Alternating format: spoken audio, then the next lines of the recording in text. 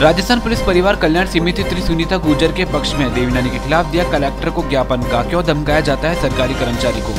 परसों मदार गेट पर हुए सुनीता गुर्जर के और देवनानी के बीच के मामले को लेकर राजस्थान पुलिस परिवार कल्याण समिति सुनीता गुर्जर के पक्ष में उतरी है। इनका कहना है कि कर्मचारियों के कार्य को राजनीतिक से न जोड़े, नहीं तो कोई भी कर्मचारी अपना कार्य नहीं कर पाएगा। इस मामले को लेकर राजस्थान पुलिस परिवार कल्याण समिति ने कलेक्टर और एसपी को ज्ञापन भी दिया है। आपने ज्ञापन दिया है, क्या है? ये काफ़ी समय से महसूस किया जा रहा था और विशेष करके राज्य कर्मचारियों के द्वारा कि आए दिन पॉलिटिकल पार्टीज़ के लोग, चाहे वो छोटे स्तर के हों चाहे वो बड़े स्तर के हों, वो अकारण ही अपने छोटे छोटे स्वार्थों के कारण, निहित स्वार्थों के कारण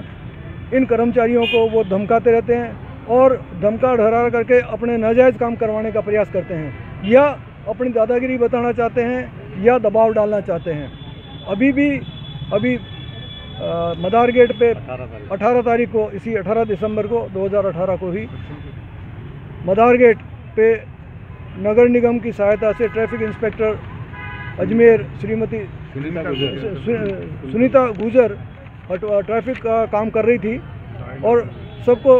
समझा रहे थे कि भाई यहाँ पर मदार गेट पर बहुत व्यस्त इलाका है और यहाँ से आप जो अतिक्रमण नहीं करवाएं, और पहले जो लाइन खींची हुई है 2 फीट की सफ़ेद लाइन, इसके अंदर ही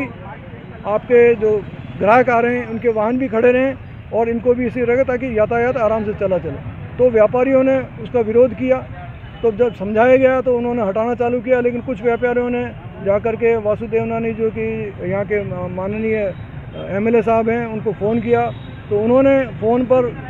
टीआई साहिबा को धमकाना चालू कर दिया कि आप मतलब जो है नाजायज़ इनको परेशान मत कीजिएगा, ये मत कीजिएगा, वो मत कीजिएगा। उन्होंने कहा साहब हम तो नियमानुसार कार्रवाई कर रहे हैं। तो उन्होंने कहा ये सब मेरे को आता है, नियमानुसार कैसे कार्रवाई होती है। इस प्रकार से उनको जो है उन्होंने गलत ढंग से उनको प्रताड़ित करने का और उनका काम करने में रुकावट पैदा करी। तो इस प्रकार की कोई भी जो बात होती है, हमारा यह कहना है कि अगर कोई पुलिस कर्मचारी है या राज्य कर्मचारी है गलत काम कर रहा है तो नियमानुसार उसकी जांच करवाई जाए और अगर जांच करने के पश्चात अगर वो दोषी पाया जाता है तो उसको सज़ा दी जाए, उसमें कोई समस्या नहीं है। लेकिन नाजायज़ रूप से किसी भी राज्य कर्मचारी को सिर्फ अपनी राजनीतिक रोटियाँ सेकने करने के लिए उनको कर्मचारियों को परेशान नहीं करना चाहिए, वरना कानून सम्मत जो कार्रवाई है वो नहीं हो पाती है और जो